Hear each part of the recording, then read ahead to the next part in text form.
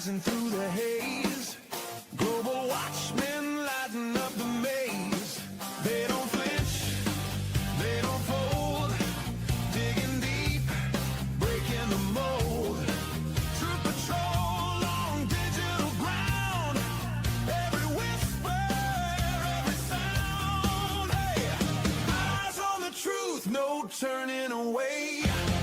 Global watchmen shining through the gray. From the shadows to the screen, they decode what the silence means. Click subscribe, let the veil be torn. This is the news we've been waiting for. Hey, hey, waiting for. Oh, hey, hey.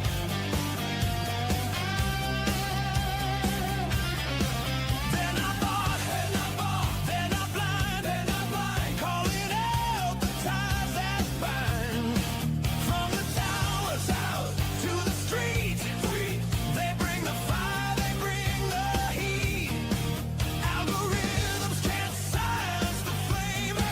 When the watchers rise and call out the game, oh, no fear, no filter, no retreat, just the pulse of truth beneath the beat. Eyes on the truth, no turning away. Global watchmen leading the way. Every story, every thread, for the living and the misled. Raise your voice, let the signal soar. This is the news we've been waiting for. Waiting for.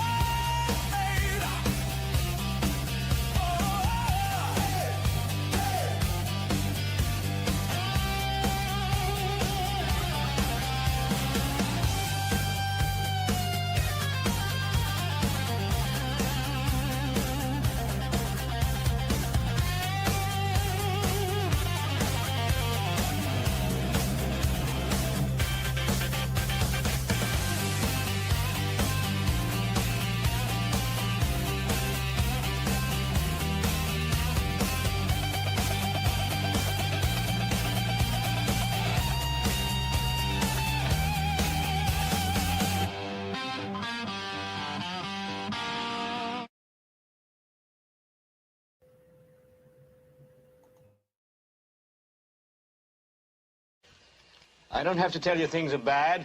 Everybody knows things are bad. It's a depression. Everybody's out of work or scared of losing their job. The dollar buys a nickel's worth. Banks are going bust. Shopkeepers keep a gun under the counter. Punks are running wild in the street, and there's nobody anywhere who seems to know what to do, and there's no end to it. We know the air is unfit to breathe, and our food is unfit to eat. We sit watching our TVs while some local newscaster tells us that today we had 15 homicides and 63 violent crimes, as if that's the way it's supposed to be. We know things are bad, worse than bad. They're crazy. It's like everything everywhere is going crazy, so we don't go out anymore.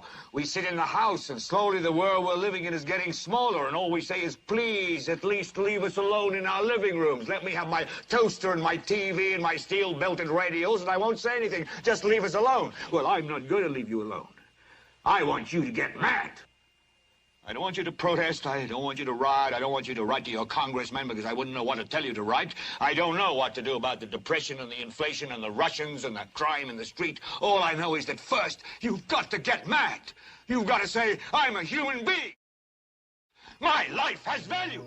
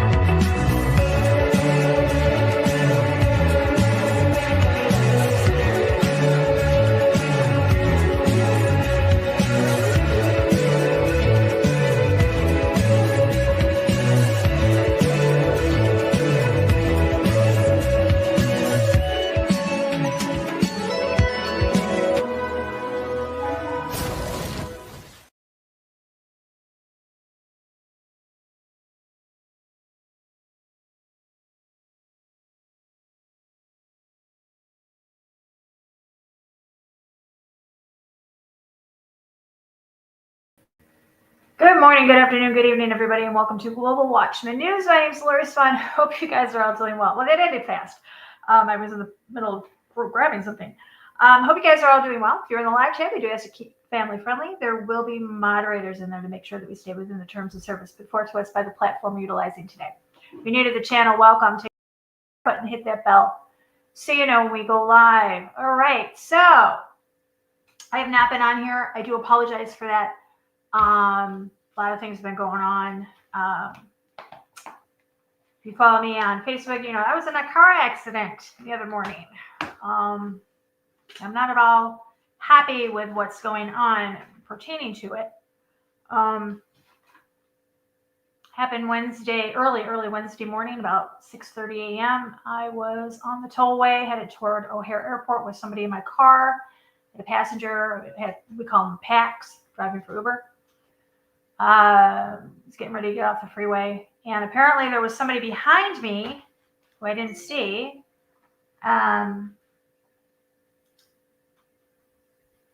who was driving erratically and passing people and speeding. And apparently this person hit the car that was next to me on the left, behind me, and pushed her into my car going 60 miles an hour.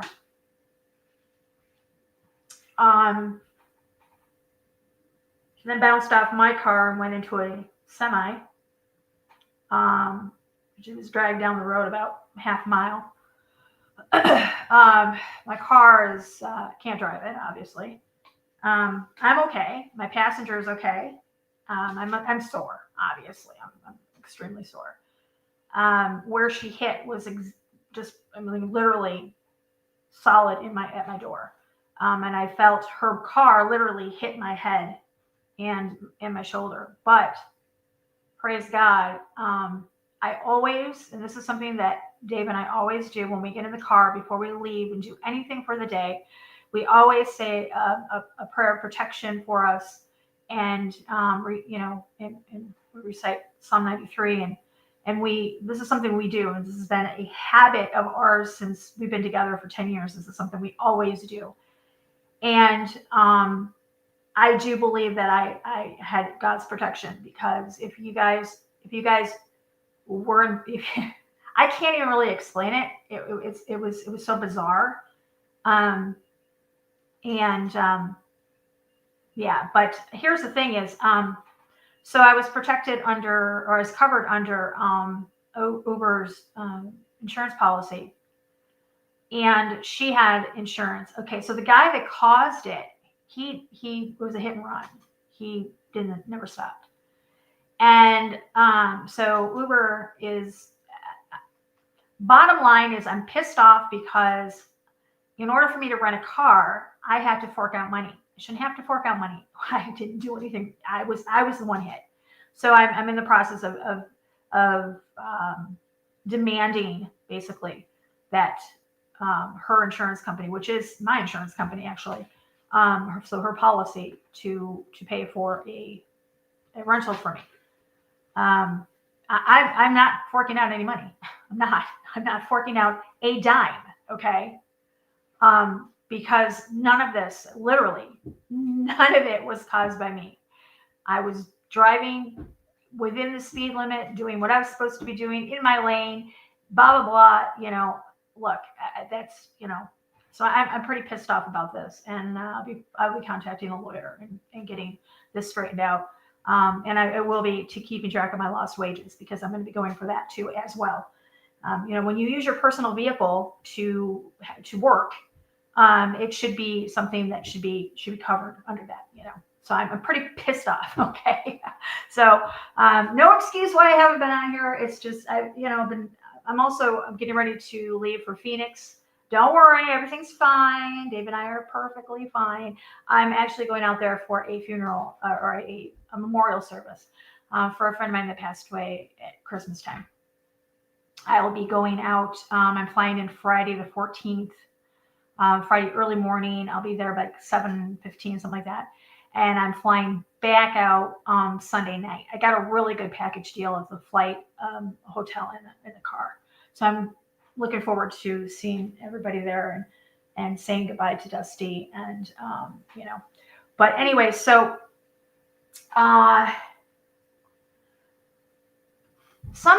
okay, so I am in the process of talking with somebody to get this person to do a morning or a daily news show. Maybe not daily, maybe every couple of days, but somebody that is, she always brings pretty interesting things to the forefront. And so I'm interested in getting her set up so that she can come live. She can, even if she can pre-record something and I can play it in the morning, every morning or something like that, or something to do with the news, to bring other people into getting this channel back to the vision that I had for it. So yeah, that'll be happening. But she brought something to my attention today, she posted something, and this has to do. Well, you know what? Let me start out by doing a disclaimer. And I always have to do this because, well, you'll understand why. I want to make it clear that this content does not promote hate nor discrimination towards anyone, including Jewish people or any faith group. The term antisemitism means prejudice or hostility towards the Jewish people, and that has no place here. When I reference phrases like the synagogue of Satan from scripture, it's spiritual and historical metaphor, and it's not a statement about Judaism or Jewish communities. It's not a reflection on the true descendants of Abraham. My focus is to expose the corruption and the spiritual deception wherever it exists. I'm not blaming or condemning any of the people, okay? It's like when we go to war. It's not the people that have a problem with each other. It's the governments. And that's where I want to define it. It's the Zionism governmental aspect of the people there. All right. So I just want to make that perfectly clear before we go into what this is about. So, and we're going to get into AIPAC. We're going to get into Trump. Okay. So she brought this to my attention, or not specifically me, but to everybody, where she said that if you want to look into somebody who is a interesting topic to look at, then we need to look at a person, and her name is Miriam Adelson. Let me share my screen.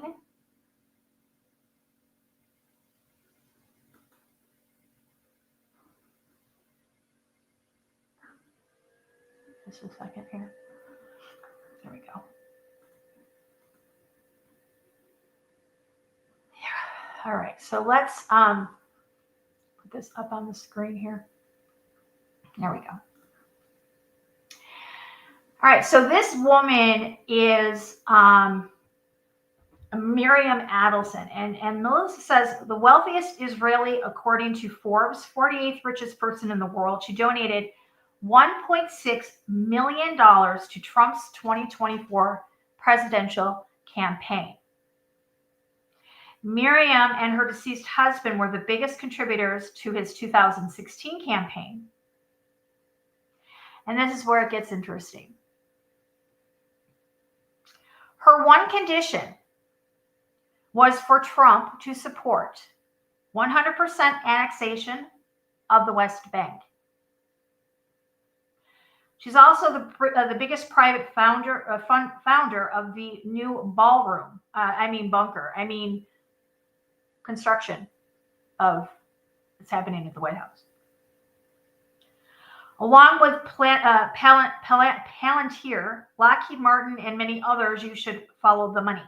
She also has Netanyahu in her back pocket. Now, why would Israeli investors have so much interest in where our president conducts business? JFK sure learned by death. Israel refused to report money going in and out of America. The American Zionist Committee, the AZC, didn't want to show where the money funneled through America also. We now call the Zionist Committee AIPAC. Your blessings are in Abraham. We are spiritual Abraham, and if you have the faith and believe in Jesus, the current prime minister is using the covenant of the Israelites to push his agenda. His name isn't even Netanyahu. Okay.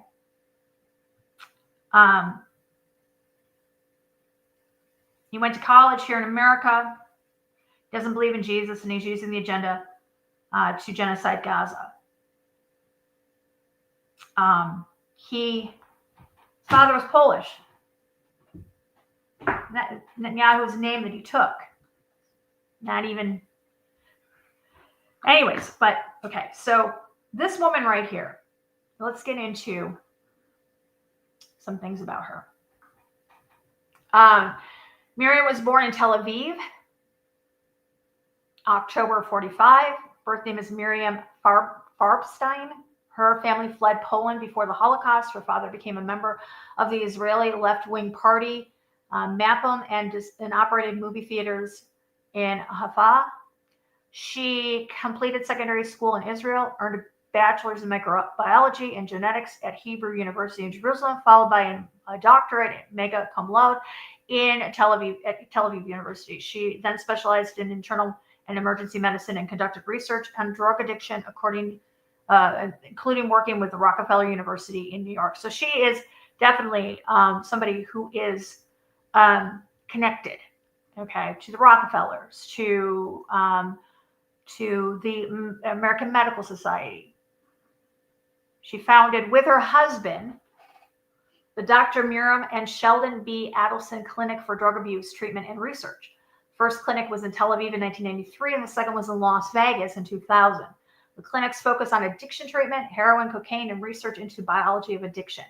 She's co-founder of the Adelson Family Foundation with major focus on Jewish Israeli causes and medical research. Philanthropy dipped during COVID as their casino business was hit, but the empire has been recovering. Miriam was married in 1981 to Sheldon Adelson, a casino founder of the Las Vegas Sands Corporation. Upon Sheldon's death in January of 2021, Miriam inherited control majority stake in the Las Vegas Sands, and through that, much of the Adelson business empire. Her net worth is estimated in the tens of billions of dollars. By some sources say that she's close to $34 billion. She owns and controls major media and business assets, the Israeli newspaper. She has entered sports ownership territory. Reports indicate she's involvement in acquiring and controlling interest in the Dallas Mavericks NBA team. And she's one of the most significant individual political donors in the U.S., especially towards Republican causes and pro-Israel policies. Examples. She and her husband were early major backers of the Donald Trump 2016 and subsequent cycles, contributions exceeding tens of millions of dollars. She received the U.S. Presidential Medal of Freedom in 2018. Her influence over U.S. Israeli policy is frequently noted. The move of the U.S. Embassy to Jerusalem, recognition of the Golan Heights, etc. Recent reporting, 2024, indicates that she was the lead donor backing the pro-Trump Super PAC Preserve America campaign. She is strongly pro-Israel, with explicit support for annexation or strongly security policies regarding the West Bank. Advocated for U.S.-Israeli alliance, strengthening and gave backing to Jewish educational heritage and defense causes. And through her media holdings and donations, she exerts influence in shaping public disclosure and policy frameworks around Israel and the GOP priorities. That right there is very important. Through her media holdings, through her propaganda holdings, she exerts influence. No, she buys loyalty in shaping public discourse and policy framework around Israel and GOP priorities. The term Israel and GOP should not be used in the same sentence. Our government should not be for sale. Our government should not be influenced by the highest donor, especially when it's not in the interest of the U.S. I can't believe people. I I'm glad that people are finally waking up to the things that are happening and finally being like me and being like, you know what? I don't care if you call me an anti-Semite. I don't care. Truth is truth. Lies are lies. Deceptions are deceptions. And I will call them out. And if you label me something, then you label me something. I don't care. Your opinion of me doesn't matter to me.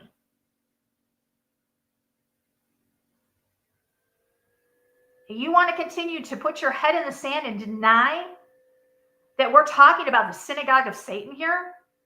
That's on you, not me. But I will continue to put this information out there. I will continue to burst the bubble of the synagogue of Satan because they hide behind the Zionist militant belief system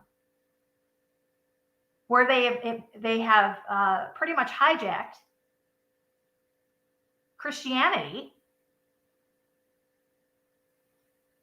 I mean, the term Zionist Christian, are you kidding me? You might as well say you're a Luciferian Christian. You want to be truthful about it.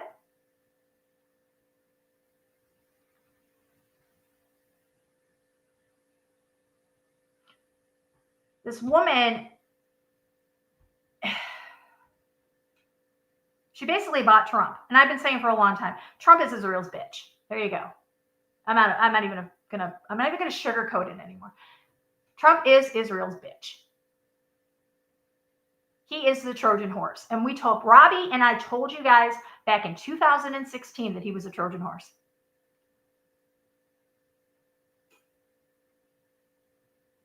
And then when 2016, his first term in office, everything went great. Gas prices were down, economy was up. I mean, everything was going pretty good, and Robbie and I were just like, we're just going to sit back and we're just going to watch. We're going to wait because we know what he is. And now, oh boy, if you can't see it now, you probably never will. But now we're not allowed to speak out about it. We're not allowed to talk and we're not allowed to expose it. Why?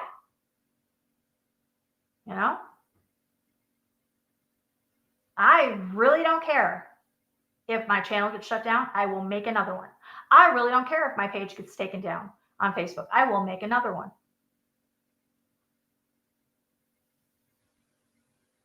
But truth is truth. Deception is deception.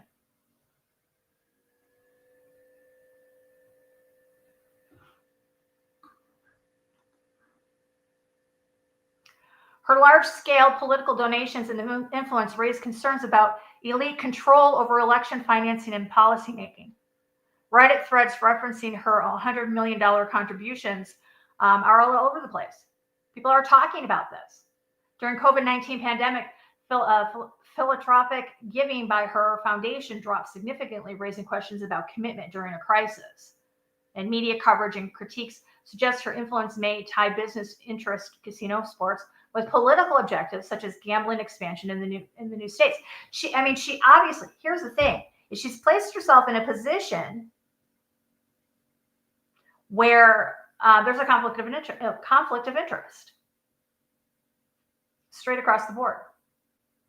Some sports industry reporting, albeit via subreddit commentary, indicate that NBA was reluctant to appoint her as team governor because of her political profile.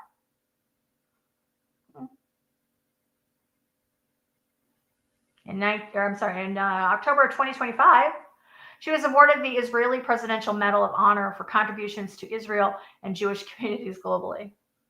Now he said, well done, servant. Well done. Her business empire continues to recover from pandemic disruptions. She retains immense financial resources and political leverage. Political leverage, yeah. She's positioned to remain a major influencer in U.S. politics and U.S.-Israel relations, especially given her focus on large-scale donations and policy advocacy. Those words should not be used in a sentence. I'm sorry. She is positioned to remain a major influence in U.S. politics and U.S.-Israeli relations, especially given her focus on large-scale donations. She's buying support for Israel. Don't we pay them enough? My God, Jimmy Carter, he bought peace between Egypt and Israel. He bought peace through the accords. He said to them, look, if you guys play nice, we'll give you X amount of dollars every year. And we give Israel, we hand them over billions of dollars. Our companies build their infrastructure. Palantir gave them facial recognition for Gaza, basically handing them the technology to commit genocide.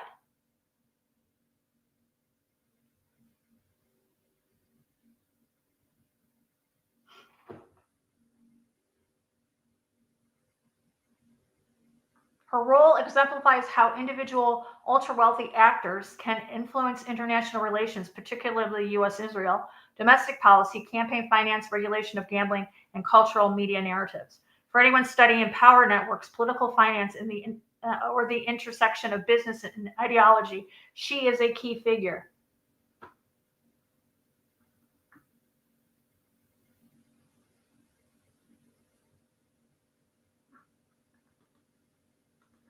Let me pull this up, see what it says. Let's remove this one. Stop screen share. Let's pull up another one.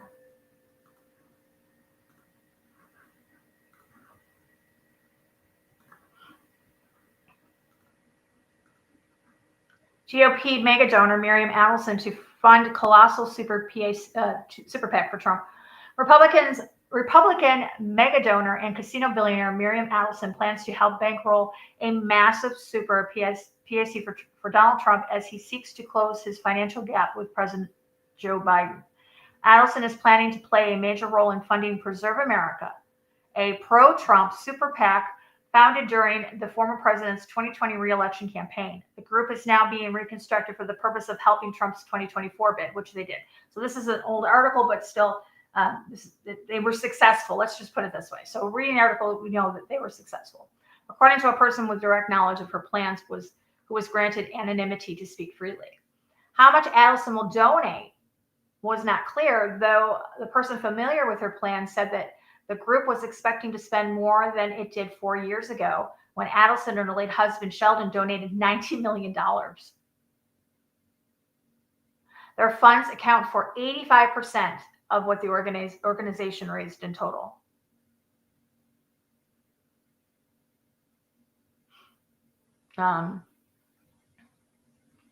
Adelson's expected investment represents a major boost for Trump, who has been cultivating her as part of a broader effort to bring major GOP donors into the fold. Former president, he's president now, met with Adelson a handful of times in recent months and has also spoken with her on the phone, according to another person familiar with the talks. Adelson decided to sit out of the Republican primary despite being wooed by a number of candidates. When was this written? This was written in May 30th of 2024.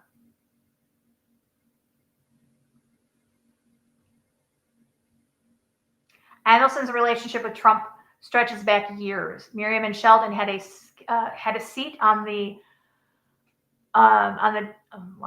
Trump's 2017 inauguration, and in 2019, Trump awarded Miriam, a physician who specializes in drug addiction rehabilitation, and the Presidential Medal of Freedom. In 2021 political story about Miriam Adelson's political activity, Trump praised her as a wonderful woman who her husband loved greatly and at the same time respected her for great intelligence.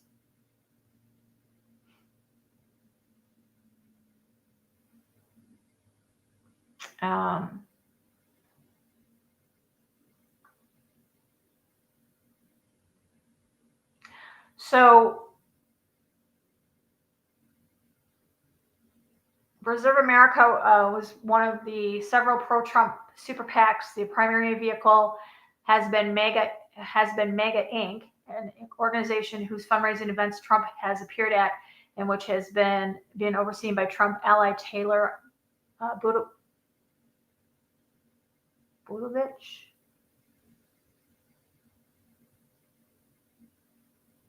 Okay, so you can see that she was a huge part of the campaign.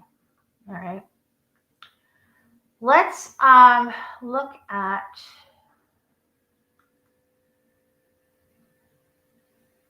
some of my comments. Probably, I don't know, but probably depends on what you're saying.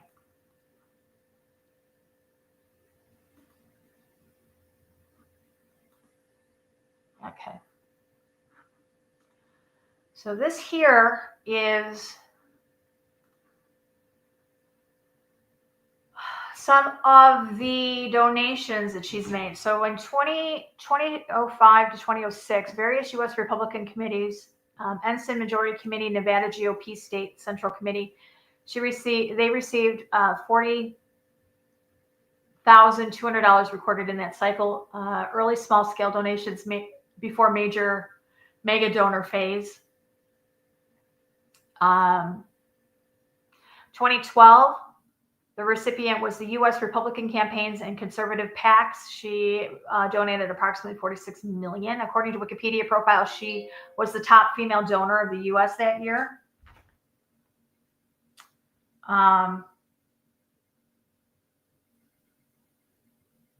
Let's see.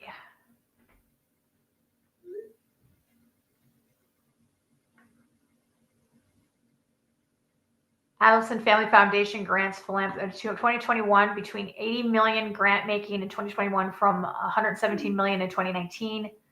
Right here is 2024 Super PAC, Preserve America PAC supporting Donald Trump, $100 million disclosed as donated by Miriam Adelson to support Trump's 2024 campaign.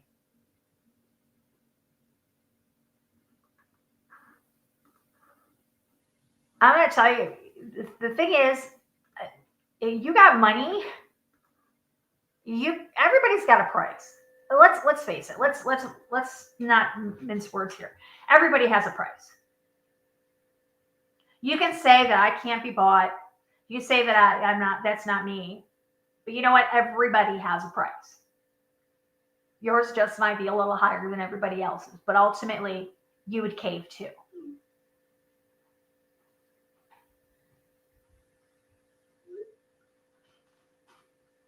Everybody has a price.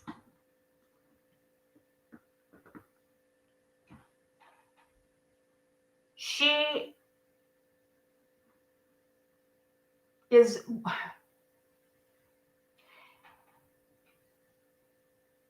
if Trump had any morals at all, he would not be able to be bought.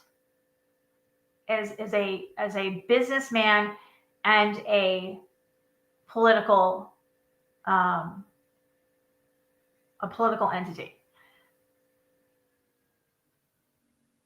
Trump's no better than anybody else when it comes to politics. You can go back and you can look at every single presidency and find that there was some sort of foreign influence straight back to Washington.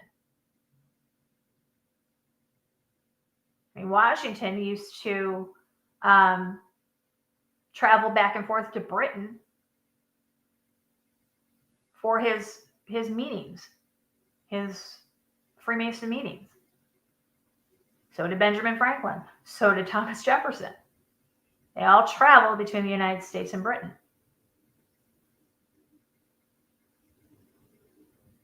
People aren't ready for that conversation. People aren't ready for the conversation of that. We never broke free from them. They're not ready for that conversation. Maybe that will happen pretty soon. Who knows?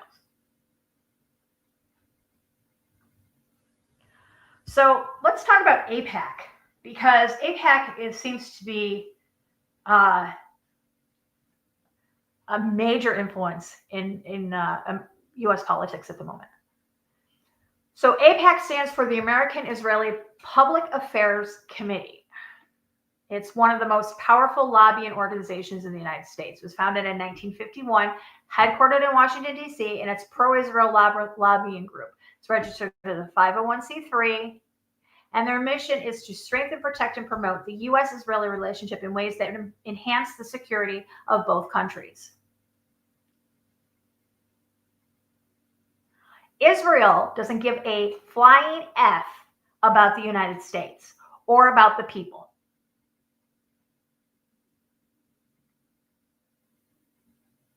Israel is a snake.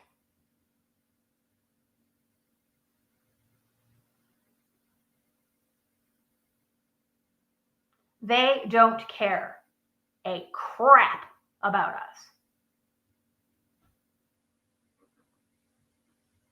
AIPAC does not directly donate money to candidates. At least it did not historically. Instead, it operates as a lobbying influence organization, cultivating relationships across both major U.S. political parties. Lobbying Congress. AIPAC's staff meet with members of Congress and their aides to advocate for legislation favorable to Israel. Seriously? A massive event in Washington attended by thousands of activists, politicians, and donors. They go to the annual AIPAC Policy Convention. Grassroots mobilization, organizing tens of thousands of members nationwide to contact representatives and attend briefings. Policy papers and research. They prepare talking points and briefings that often become the foundation for U.S. foreign policy language regarding Israel. So you've got a writing policy.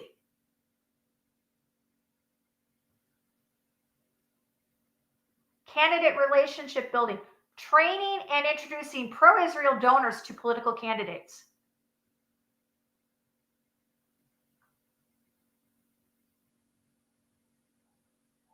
None of these politicians that are involved with AIPAC are loyal to America. Every single one of them is guilty of treason. Every single one of them.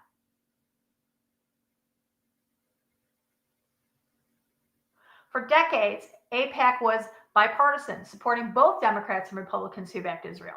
However, in recent years, especially since the Obama and Trump administrations, AIPAC has been seen as leaning more conservative, aligning more often with Republican and right-wing Israel policies, such as Benjamin Netanyahu's government. Wonder why?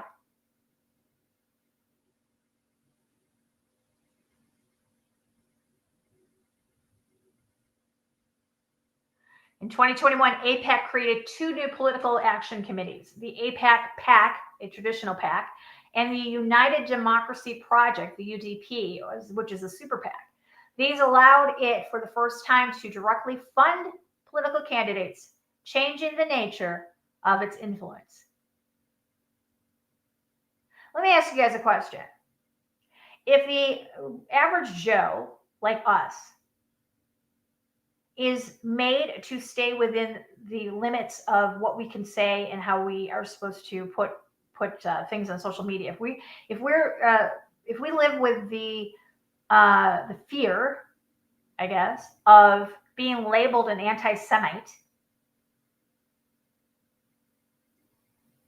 don't you think that for the right amount of money, our politicians can be influenced to stay within those lines too?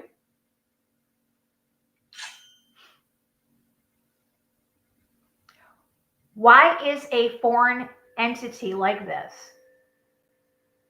with loyalties to Israel, why are they allowed to influence U.S. politics, U.S. policies? What are we, the United States of Israel? What is Netanyahu our vice president, or is he our president? How much influence does Netanyahu have over us?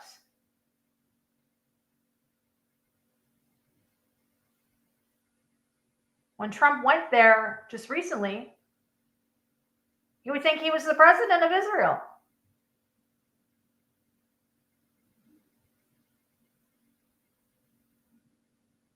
had billboards all over the place praising Trump. It's disgusting. A foreign government does not have the people's best interest. Do you honestly think that they would give a crap about you, me, or my neighbor, or your neighbor, or your kids, my kids? No.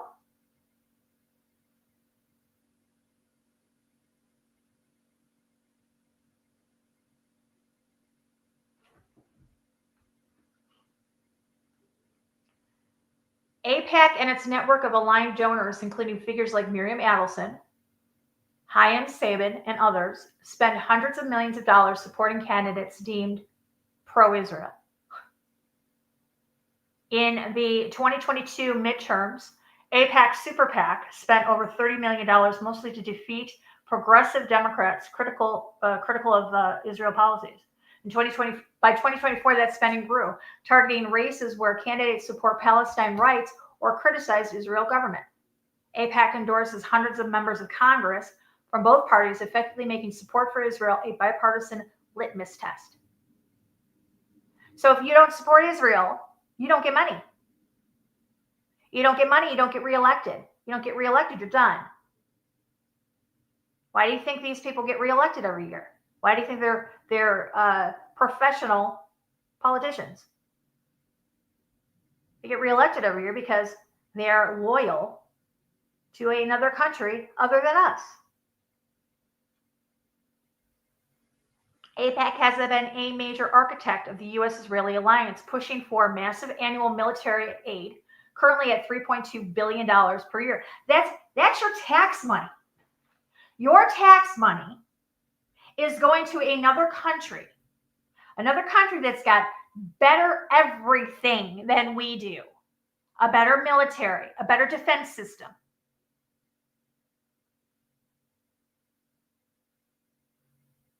Why are we building up another country? It should be our country that we're building up. Everything should stay here in this country.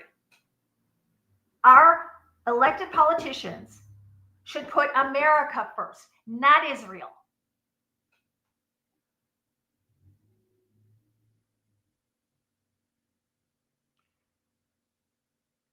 AIPAC has been a major architect of the U.S.-Israeli alliance, pushing for support for Israel actions in Gaza and the West Bank.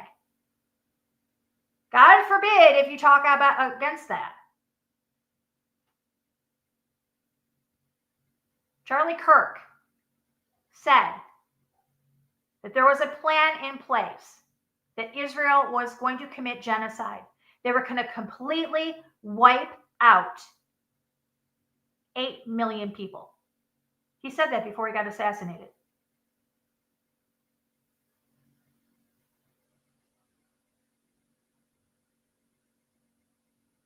U.S. opposition to UN resolutions critical of Israel.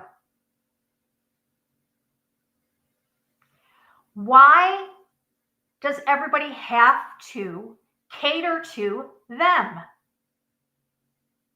They get everything they want, because if they don't, and you speak out and you say something, you're anti-Semitic. You're an anti-Semite. You hate Jews. No,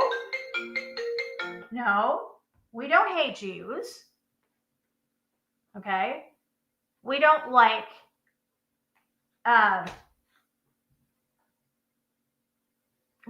that you claim to be something you're not. We don't like that you have so much control over our government.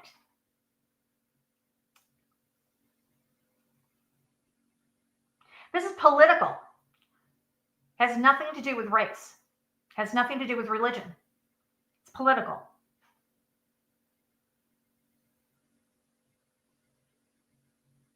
The recognition of Jerusalem as Israel's capital, fulfilled by Trump in 2017.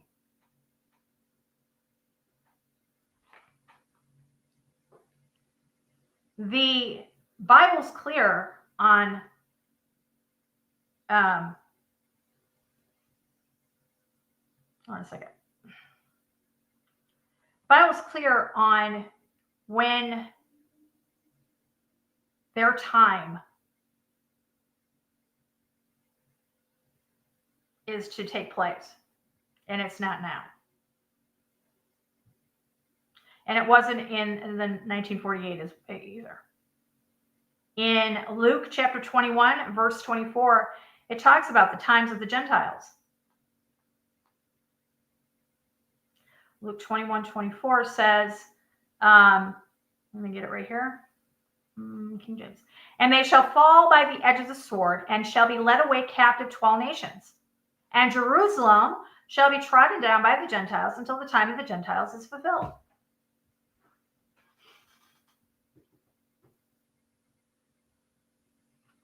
Jesus even prophesied about that. He said that they would be put into scattered, and the temple would be destroyed. And 70 years later, it was. Well, in 70 AD, it was. He prophesied about it.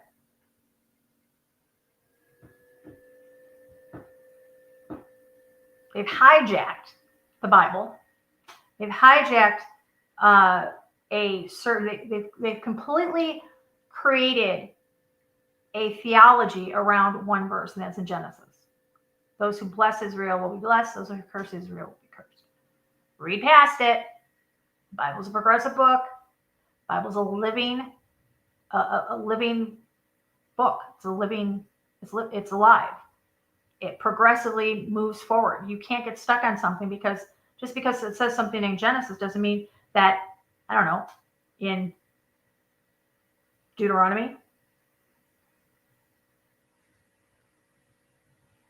it takes care of what that said. People need to stop getting stuck on one verse. People mistakenly believe that the modern Judaism is simply just the Old Testament religion that refused to embrace Christianity, but it's not true. Modern Judaism, though they claim, all right, to believe in the Torah, they actually uphold Kabbalistic Jewish literature such as the Mishnah, the Talmud, and the Midrash as being far more inspired and authoritative, thereby viewing the Word of God as being inferior. Did you guys know that? The adherents to Judaism are not descended from Abraham, Isaac, and Jacob, nor are their leaders such as Netanyahu.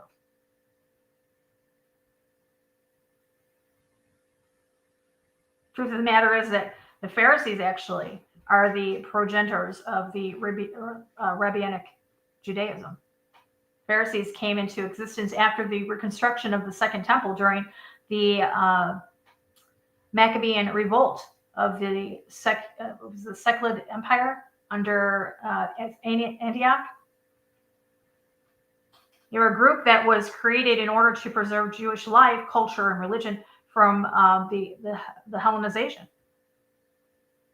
And it carried over to the New Testament to the point where they not only rejected Jesus, but they demanded that he be crucified, and even persecuted Christians because they viewed Christianity as being an interloper into their religious Jewish affairs.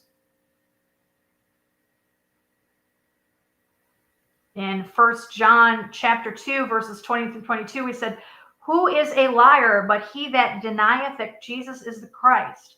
He is Antichrist, that denieth the Father and Son." Keep reading, guys. Keep reading, and you will discover how exactly they have stolen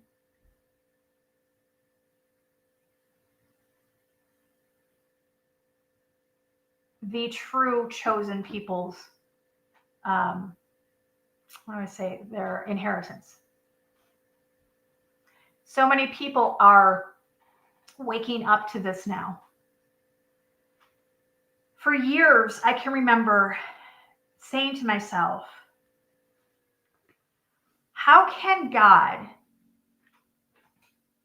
say that he chooses a group of people who deny his son over those of us who are faithful and who truly believe that Jesus Christ came in the flesh, suffered, died, was crucified, rose on the third day, ascended into heaven, and sits at the right hand of the Father, that he is the Messiah. How can God choose people that deny that over us? And it becomes clear that he doesn't.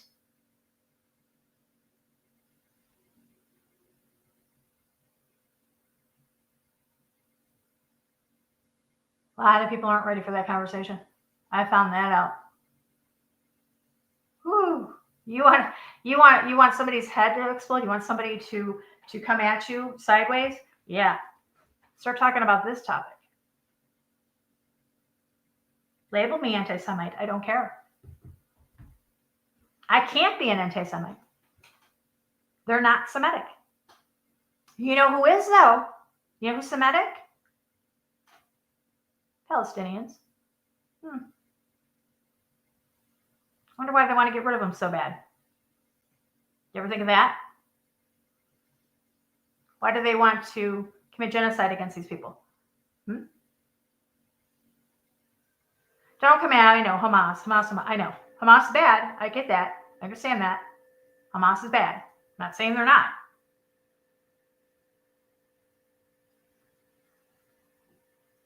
Satan really has his grip over there in that region.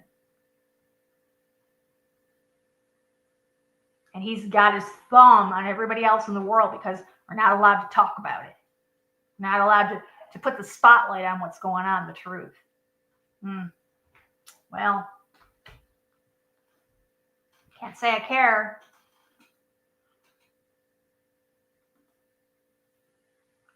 I'm supposed to be going on a podcast of Josh and Eli's Stuck in the Middle sometime to talk about this, because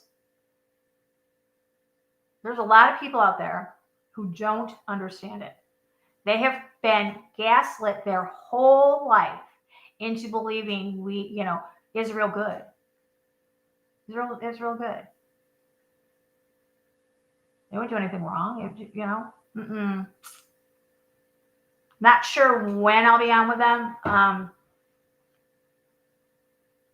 but I will be soon in the near future. I want to make sure that I have all of my notes and everything put together, because some of the people, and I've been in his chat room when they kind of talked about things. Some of these, they literally, they are going to come at me. They are going to come at me as an anti-Semite. They are going to attack me. I'm ready for that. I'm ready to defend what I know and what to be the truth. I'm ready to defend against the synagogue of Satan.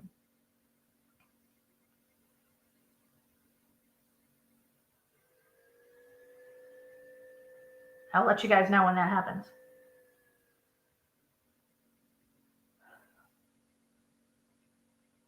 I honestly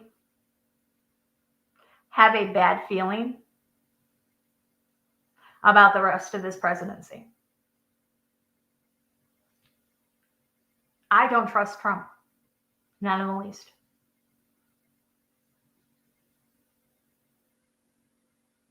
How can you trust a man who is in such alliance with the very person or the very government that when the Antichrist comes on scene is going to help them wage war against Christians?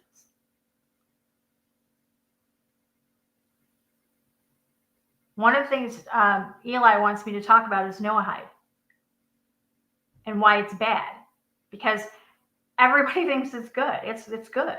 No, it's not. Looks good on the outside. When you look at the Noahide laws, the first one says no idols. That's great. Goes right along with our first commandment. Thou shalt have no other gods before me. But those aren't Christian laws. They're Jewish laws. And in the Jewish law, Jesus, the belief in him, the worship of Jesus, which is the primary foundation of Christianity, Jesus is an idol. So those of us that believe in Christ, those of us that believe in the Messiah, those of us that worship him, and we're going to be accused of idol worship. You want to know what the punishment for that is? Death by beheading. Huh, where have we heard that before? So when their Messiah comes on, which we know is the Antichrist, Israel is going to be used by him to wage war against the Christians. And if we have them so solidified in the U.S. government, boy, we are in for a world of hurt. Put it that way.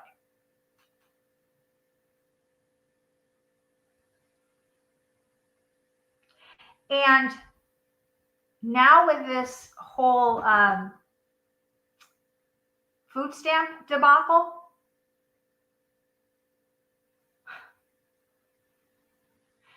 this is planned. This was planned. They know, the majority of the people that are on the assistance, they know, how do I say this? They know their reaction. They know what their first response is, and that's always violence. Always violence with those people. And no, I'm not racist. It's the truth. Statistics show what I'm saying to be true. They go from 0 to violent.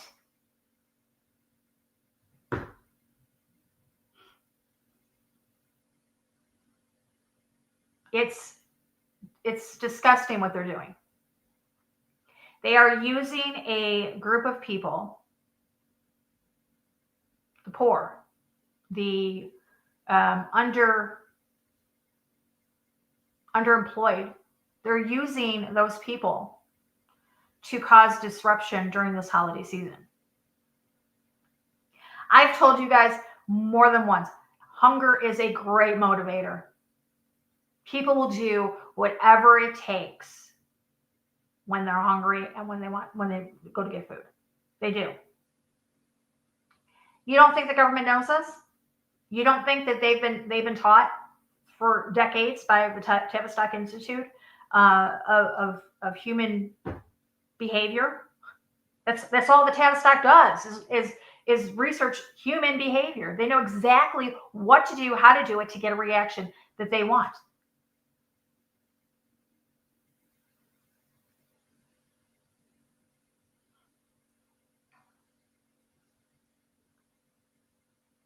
I don't know if you guys have heard about it, but come November 1st, which is what, Saturday? Is it Saturday or Sunday? Hold on a second. I don't even know. Saturday. So come November 1st, which is Saturday. And the food stamps are not on their cards, on their stamp cards. They've already said that they are going to come after people like us. Like, you know, if you're white and you're in a store and you have groceries and you're paying for that and be careful. Do yourself a favor and start ordering your groceries and have them delivered if you can. Or do curbside. Don't go in stores in the next few weeks. Please. If you've never listened to anything I've said before, please heed this warning. Do not go into stores starting on Saturday.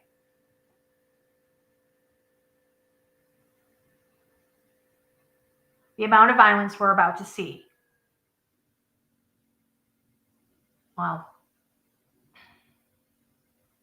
And it's going to be used to put us into the next phase. Curfews. You know they're going to do curfews.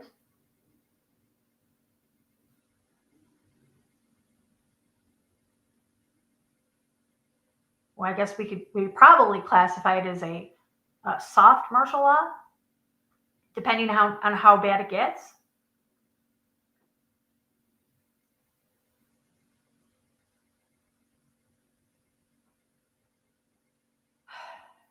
Watch your back. Watch your neighbor's back as well. If you're at some place or you have to go into a store or something, and don't be one of those people. And I know you guys aren't those types of people, but don't be the type of person that when something happens in front of you record it. You don't do anything about it. You just record it.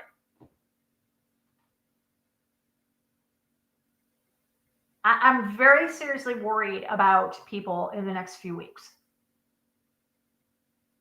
I live in Chicago. I know the amount of carnage that a certain group of people can cause. I see it every day. I mean, all you have to do is go onto the website heyjackass.com and you can look for yourself and see the amount of violence.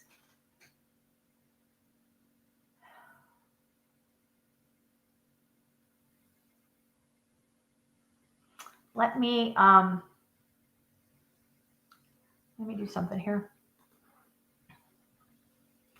Let me go to TikTok real quick. Oh, come on.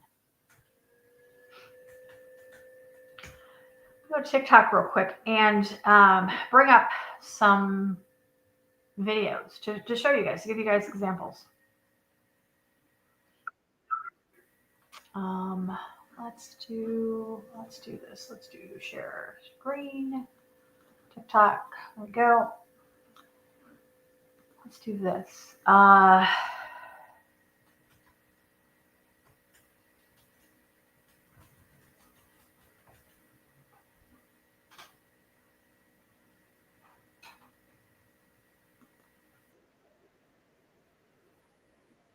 That the link is definitely cut the fuck off for November. Y'all better stay the fuck out of my way in these stores. I'm walking out with carts and I'm not paying for shit. Trump, if you want motherfuckers start looting, it's gonna happen. Before my kids go broke in this bitch like Jock, I'm gonna be stealing like it ain't no tomorrow. I am going to go in that store, get everything I get regularly. I'm going to bag my shit up, swipe my link card. As soon as that bitch say ain't no pending balance on there, I'm going to walk the fuck out. And I'm going to have one of my cousins with me that'll punch your ass so hard you going to think a Jet 2 holiday hit your bitch ass if you think I ain't finna walk out that stuff. And please follow me to that motherfucking car if you feeling motherfucking froggy, bitch. You ain't going to make it back to your motherfucking position at that fucking Walmart store. I'm telling you. You want to take some link? Like, I don't be taking shit already. Watch this. It's okay. See? And they mean it.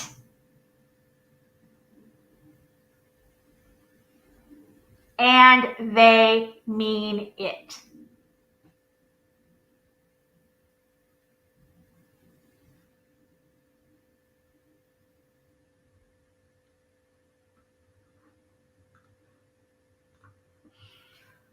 And it's not just her.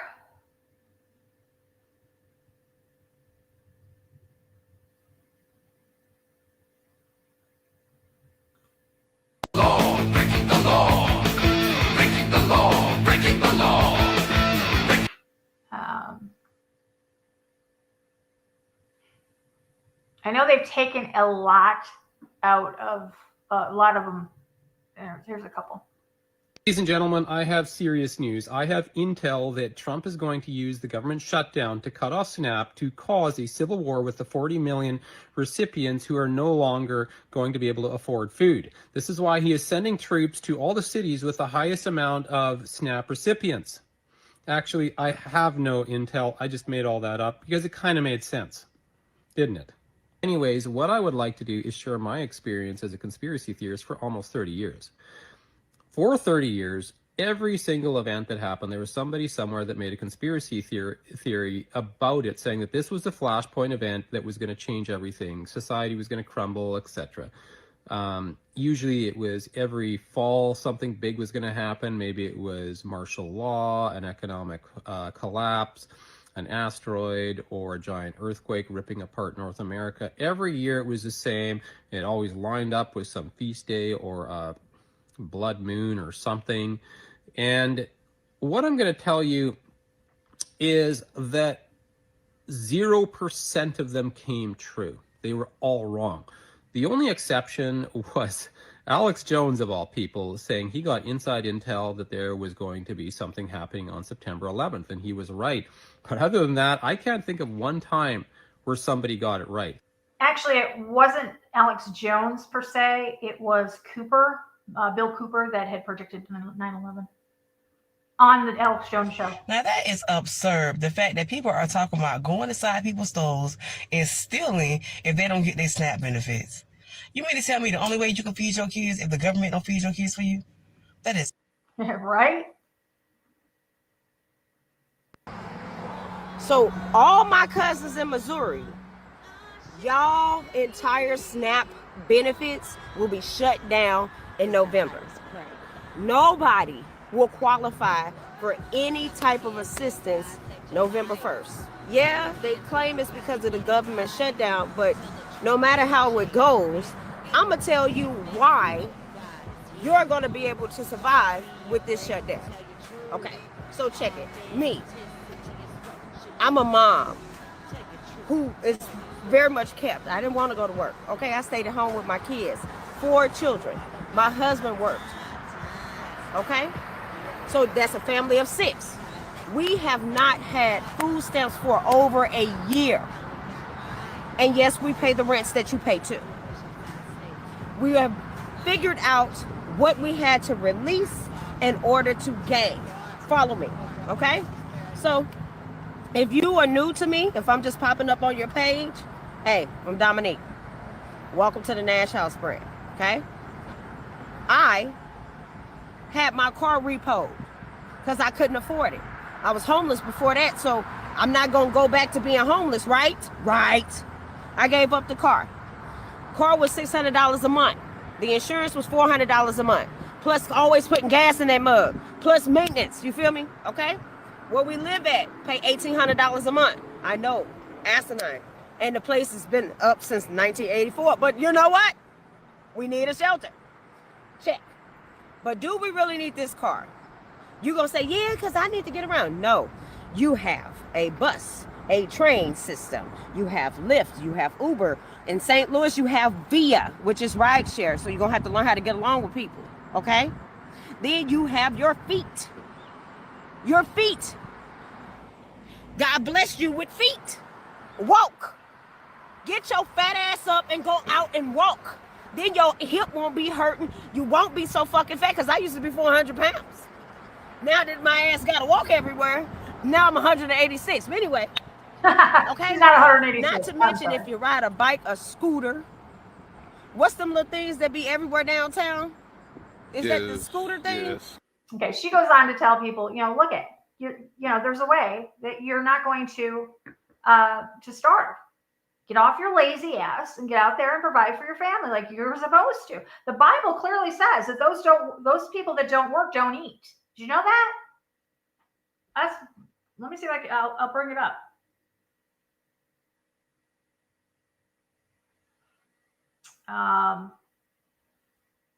Say scripture.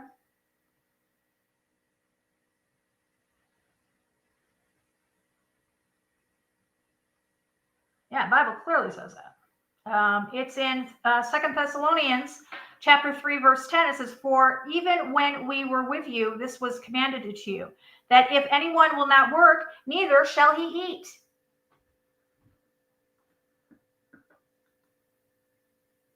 God will provide for you, but you have to put some forth effort.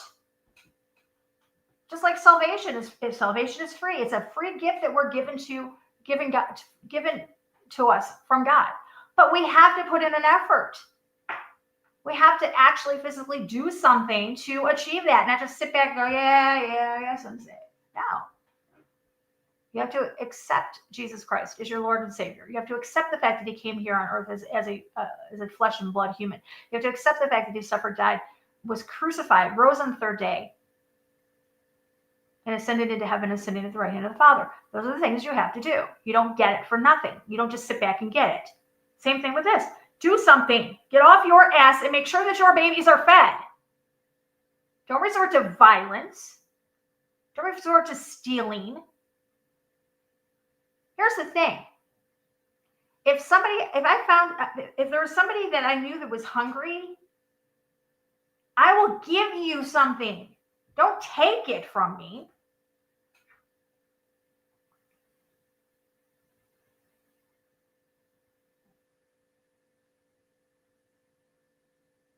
And for those of you blaming Trump for it, no, sorry, honey. Nancy, sit down.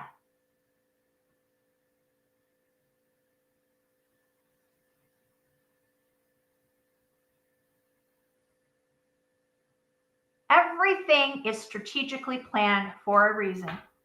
Problem, reaction, solution. We live in the Hegelian dialectic of everything that happens in our lives. We are gaslit to the point where when you hear the truth, you don't believe it. Dave's family, this is something him and I joke around about, but it's not really funny. But his family said to him one time, well, David, if that was true, we would hear it on the news. I can't remember what it was talking about, but that was the response. David, if that was true, we would have heard it on the news. Propaganda, gaslighting, yeah. Problem, reaction, solution, the Hegelian dialectic. We live this. That's what's happening right now. They know through the Tavistock Institute's research of the human behavior, how people will react from a certain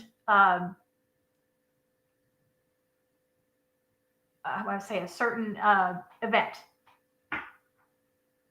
They know that if they cut the food stamps off, this is going to happen, and it's exactly what is going to happen. And they can manipulate that. They can feed that fire and get the response that they want. That's what's happening.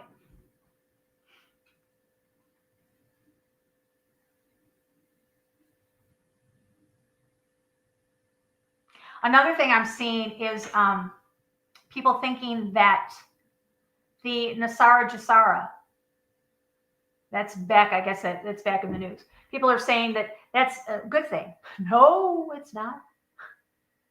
It's the complete and total enslavement of humanity. Complete. We did that show back. I don't know if it was it Robbie and I that did it, or if it was Ernie and I that did it, but we did that show on Nasara Jasara, and we showed you guys who is behind it, who's pushing for it, and who's supporting of it. And it's not anybody good.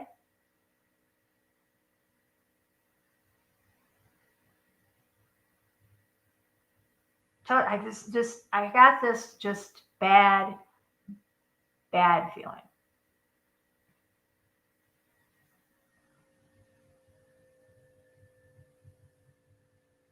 The push for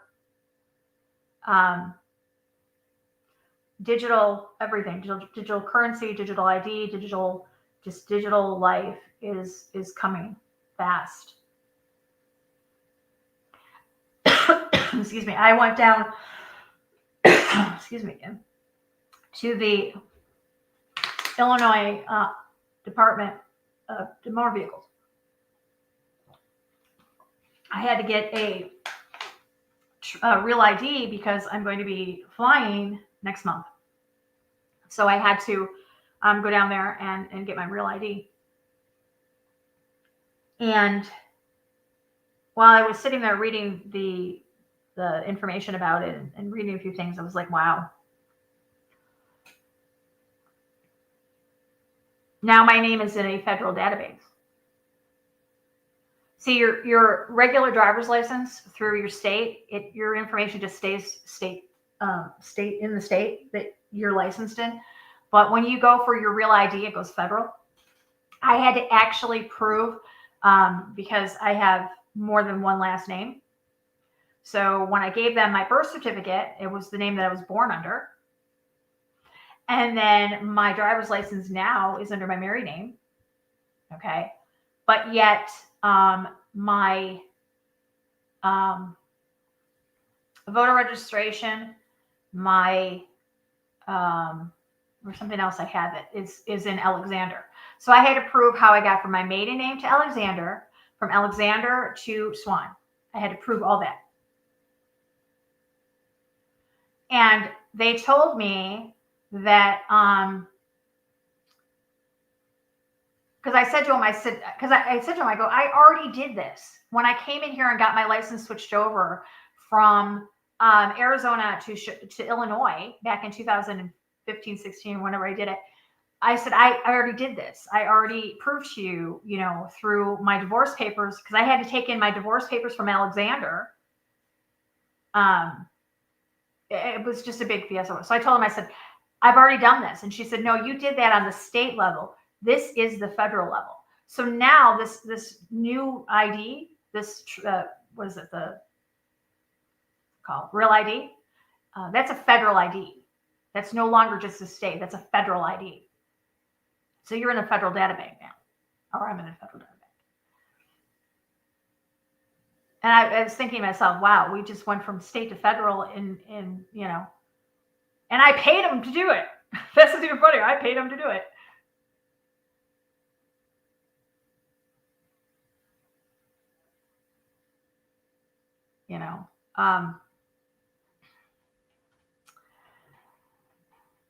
And go to the chat room. Let me take this off the screen for a second. Stop showing that. Thought it was going to be linked to our genetic code. Okay. Does anybody follow Sabrina? What's her name? Can't even think now. I think is it Sabrina? Hold on.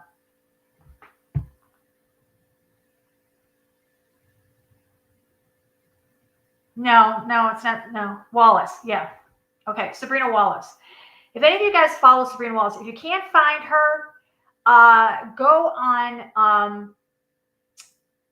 Oh God, I'm having a brain fart. Go on Rumble, and you can find her over on Rumble. There's a few of her videos. If not, you can find her. Just Google her name. Sabrina Wallace talks about how the government has been for years able to get into our bodies through frequency, because we each have a frequency, and we talked about that many times. Every one of our bodies has a predestined or preset frequency. We all resonate at, and the government can get into that. It's just like our genetic code is just like computer code. Okay, why do you think that they call it a virus? When we get sick, we get a virus. It's something that's overriding our genetic code and making us sick. And the same thing. And she goes into exactly how they do it. And she's amazing. The woman is amazing. I watched one of her earliest videos last night over on Rumble, and she was talking about why she does this and how she gets through knowing the things that she knows. And it was really interesting. It really was. But if you watch her, she talks about this. And she will flat out tell you, we're screwed.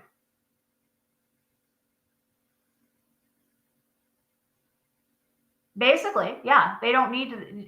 And so many people, look, if you've had a baby, they have the genetic coding of the baby when they take the blood at birth.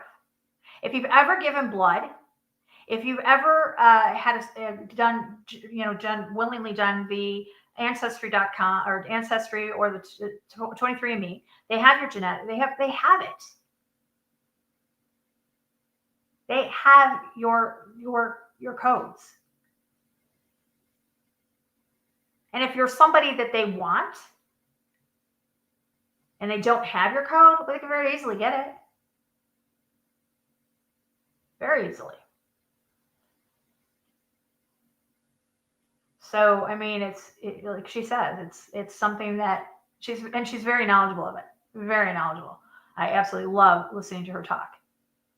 She's one of those people that is so smart that you think that she's crazy. She's not. She has the receipts to back up everything she says. If she hasn't worked with it, her uncle worked with it, and she's definitely knowledgeable in that stuff, and she's sharing it with us. Looking for specific bloodlines. Yeah, they are. Absolutely they are. They're looking for specific bloodlines. Absolutely. At first they were looking for, I believe they were looking for the true Israelites. I believe they were looking for the true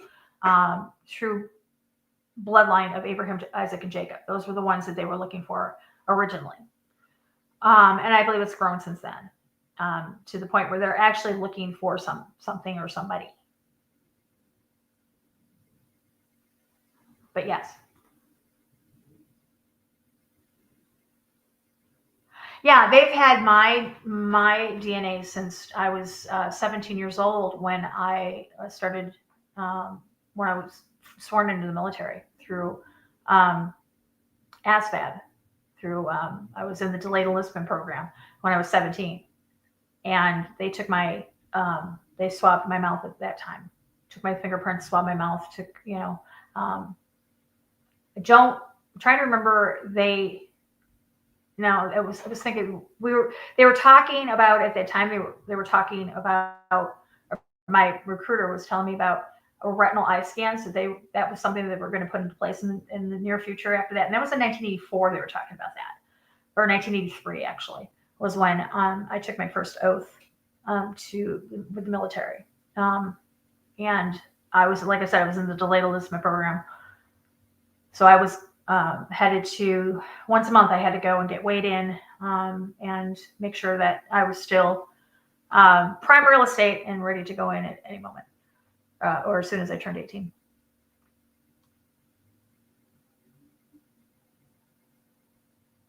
Yeah, here we go. This is Sabrina Wallace. She's the first show. She shows exactly who she was, paperwork and all about her parents. She makes no bones about it. She doesn't.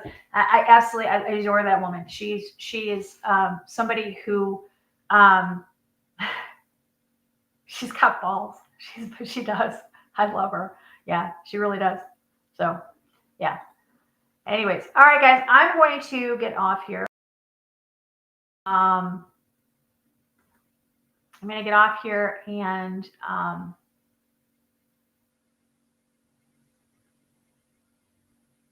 I've got some work to do. I have to go pay some bills, and I have to call around for an attorney for this accident.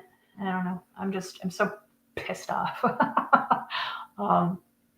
But again, I reiterate with you guys, please be vigilant this month, starting on Saturday. Make sure, try to, if you can, possibly order your groceries online and have them delivered to your house, if not to curbside. And really, really pay attention to what's going on in your neck of the woods. Always lock your doors. Keep your doors locked. If you are in a open carry state, make sure that you have your jewelry on and ready to go. And just be vigilant, because I have a feeling that things are going to get pretty hairy in the next few weeks. So, all righty, guys. Want to thank everybody for joining us today. I want to thank our moderators for doing such a great job, as always. I want to thank the new people that are coming in. Again, if you are new here, welcome. I really want you to hit that subscribe button, hit that bell, so you know when we go live. I do apologize that our schedule is not the way it used to be. Unfortunately, I've been priorities. I mean, my family, Dave and I, are the things that are most important right now. Rebuilding rebuilding. I'm just going to put it that way, rebuilding. But all right, guys, until next time, I want to say, remember, eyes open, no fear.